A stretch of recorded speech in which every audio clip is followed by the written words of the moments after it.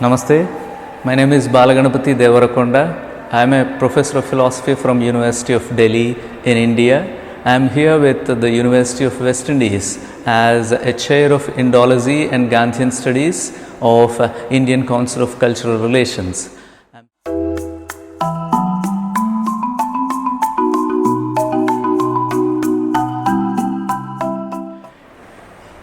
Yeah, there is silence and there is calmness, and we are often told that silence is divine. Is it really so? Just think. It is time for us to think about the slavery and a lot of things that are happening around us and see whether silence is actually really divine. Right? This is where I am reminded of a proverb that I have come across, a French proverb that I have come across, which says, silence makes no mistakes. But I also see that sometimes silence is a troubling kind of one. As a philosopher, I see that some of the concepts appear to be very innocent to us, but when you really probe into them coolly and silently, and some of these concepts can really trouble you, because often concepts involve their own opposites in their own fold. Look at this term silence. I have picked up this wonderful art piece of Dushaine Lorraine titled Echoes of Silence. Echoes of Silence. So it's like, can silence be echoed? We know that sound echoes. But can silence be echoed? Look at that. Okay, so this is where I'm saying the concepts, though appear to be innocent, are actually in reality are not. That's where I'll take you to the second part of this same term silence, which is silencing. Silence appears to be divine, but look at this silencing to which we are all at some part of life or the other, in some instance or the other, or subjected to. Do you consider silencing to be divine and great? That's what this art piece tries to represent to us. Look at this art piece. You see that the person there, the individual, is being silenced. So that's the echo of the silence. When you are being silenced, you are not allowed to say anything, do anything, and know anything. You will see all these three in the picture that is behind me. When you are being silenced, all your rights, right to know, right to do, right to think, all of them are silenced. So that's what is wonderfully represented, captured by this artist. And look at this picture, it's like you are being silenced. By what? You are being silenced by your own self, your own hand. See, you are being used to silence yourself is what is being represented here, which is more deep and intricate, which is more troubling. It's not that I am trying to silence you, it is that I am using you to silence yourself. This is what comes out in the post-traumatic slave syndrome that people often talk about, even the artist talks about. So look at this modern slavery's representation in this wonderful art piece. And you are being silenced by your own self, and you are placed behind the bars. And look at these bars. These are not bars of the prison. These are construction bars, which means you are being constructed by the other continuously.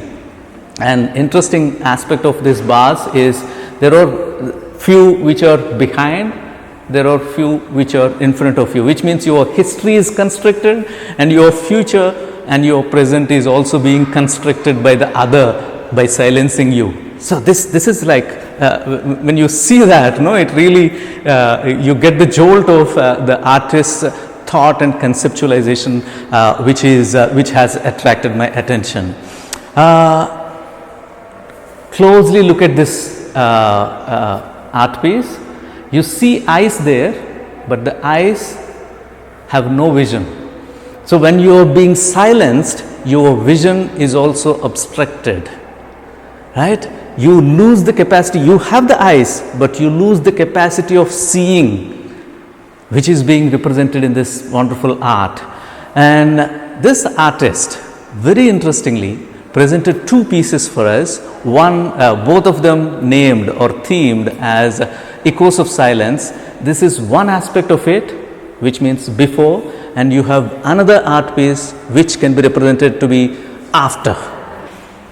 Look at the second piece of the same series, Echoes of the Silence. Yeah, have a look at it. Now you find the face to be clear and you find the bars to be behind, okay, which means the history which was constructed by the colonizers is behind the individual.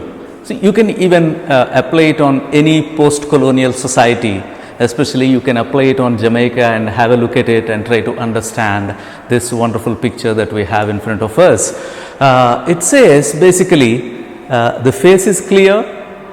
You cannot say that it is happy or sad. Okay, it is open now. At least it's not being silenced. Okay, how do I say that? I say that it is not being silenced because the hand is removed, which means the face is available, and the capacity of being able to speak, which means the mouth is available for talk. Okay, so the capacity of being able to speak is given here in this picture. And look at the second interesting aspect, which is eyes. In the previous picture, eyes were open, but there was no vision. Look at this one, eyes are open and there is a vision as well. Okay, so these two aspects are very important to me, because in philosophy I often stress this particular point, that your epistemology determines your metaphysics. What do I mean by that? Your ways of knowing determine your reality. Whatever that you think to be your reality is based on how you have learned to look at that particular one in a particular way. So this is one of the important aspects that comes up in these two series of pictures that I see, where the individual is able to construct the metaphysics. I mean, the post-colonial Jamaican individual is being able to look at or construct his own or her own metaphysics reality, because he is not being silenced anymore, which means he is being open to use his eyes widely open and visualize things, see things, construct things for himself, looking at the reality as it is, and similarly being able to speak for himself. So this is what comes out in these two wonderful art pieces that Dushaine Lorraine has developed for us with the theme Echoes of the Silence. I really admire these two pieces for this excellent work.